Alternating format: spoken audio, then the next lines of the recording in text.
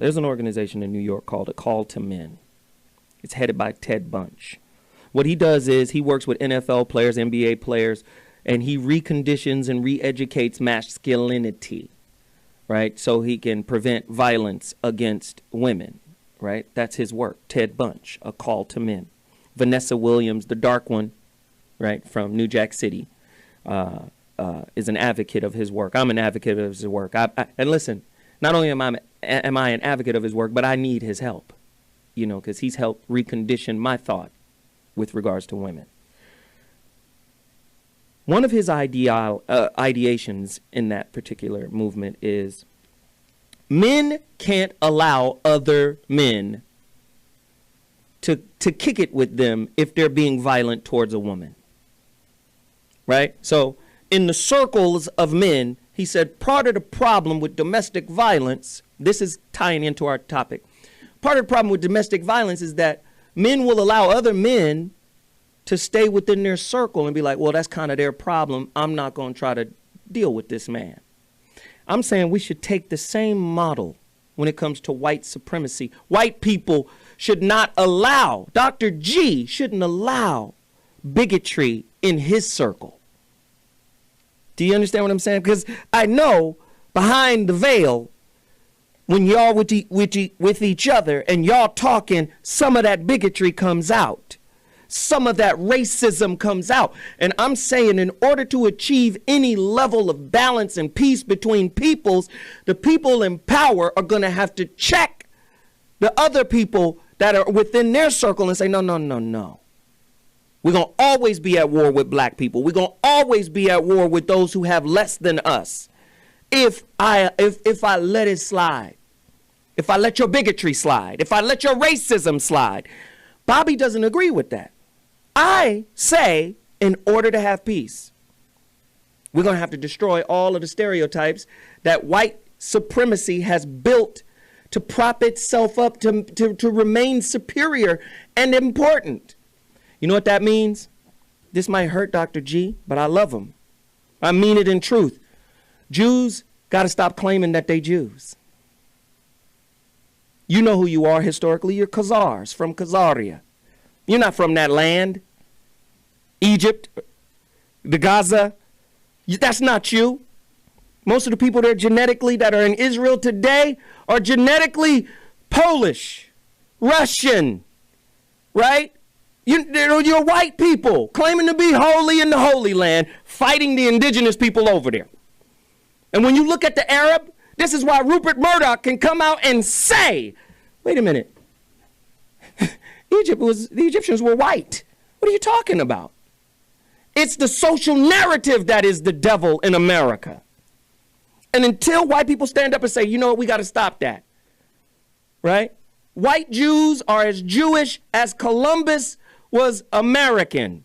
As Columbus thought he's not. Columbus, you know, it's a lie. And what happens is they perpetuate the lie so they can stay in power. And I'm telling you niggas, because you're going to be niggas as long as you bootlick and kowtow to the lie so you can have your moment in your space of comfort out the way. Right? As long as you roll with this philosophy so your cable bill is paid. Right? So your car note and your insurance is paid. As long as you consider yourself successful by his standards. Do you understand? We're going to always have this problem. The affluent niggas ain't said shit about Michael Brown. They ain't said nothing about Trayvon Martin. And all they got to say when they do open their wicked mouths is fly right. Get with the program. Pull your pants up. You think the way we dress is the source of the problem? What the fuck? Please understand what I'm trying to say to you right now. We've got to own our fucking narrative. We've got to rewrite it. We've got to rewrite success. We've got to rewrite religion. We've got to rewrite our culture. We got to rewrite everything that initially belonged to us.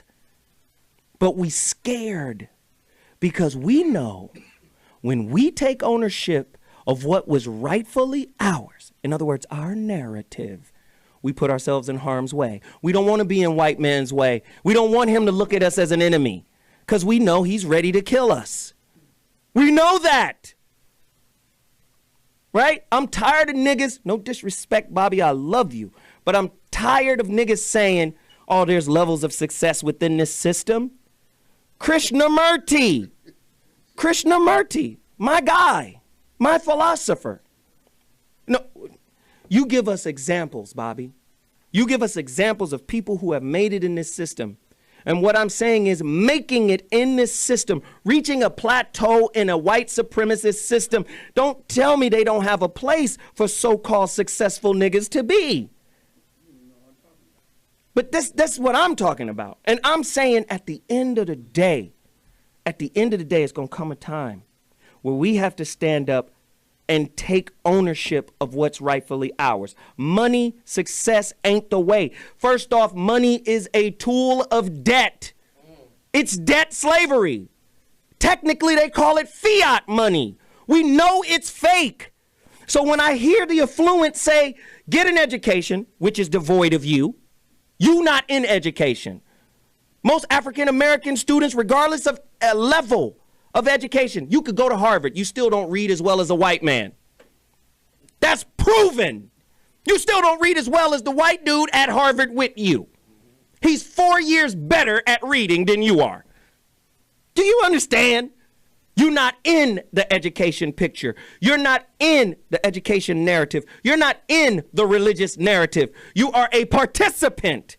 And when they get sick of you participating because you uncomfortable with your current status and you decide to stand up, guess what happens to your ass? They're always in that position because you're always willing to play ball. Yeah.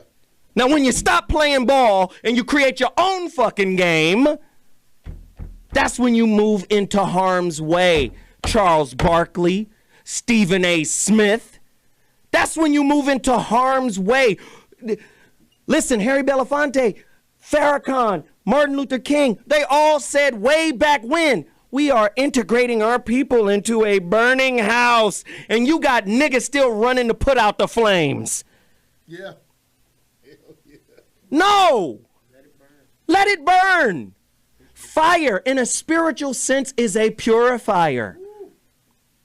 You want to be mad because Exodus is out and Christian Bale is playing Moses? This ain't the first time this bullshit done happened. Right? Who played, they did a movie called The Mahdi. It was about the Mahdi of Sudan. Who played the Mahdi? Sudan is Africa, South Africa, Central Africa, right below Egypt. Who played El Mahdi? Arabic word, El Mahdi, El Mahdi, the guide. Who played this black man from Sudan? Tom Cruise. Laurence Olivier. They've been doing this shit for years. Your culture is there because you don't know it's yours. Right? It's theirs because you don't know it's yours. Do you understand? White people are negrophobic and negrophilic.